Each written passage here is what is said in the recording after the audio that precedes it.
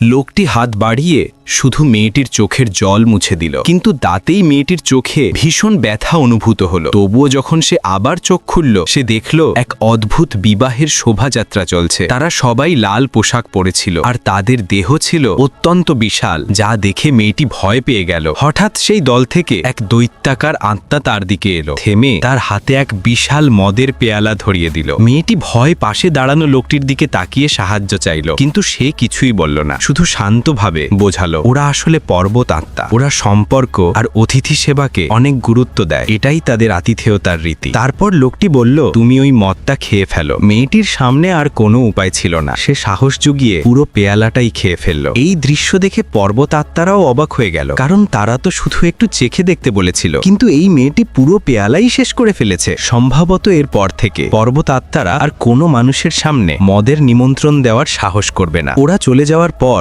লোকটি আর মেয়েটি একটি ছোট নদীর ধারে পৌঁছলো। সেখানে লোকটি বলল, যার মধ্যে মূল আত্মা থাকে সেই পৃথিবীর প্রতিটি জিনিসে জ্ঞান জাগাতে পারে। যেমন মানুষ বোঝে কি সঠিক কি ভুল, তেমনি এই জাগ্রত জ্ঞানের মাধ্যমেই কেউ এক সত্যিকারের আধ্যাত্মিক সত্তা হয়ে উঠতে পারে।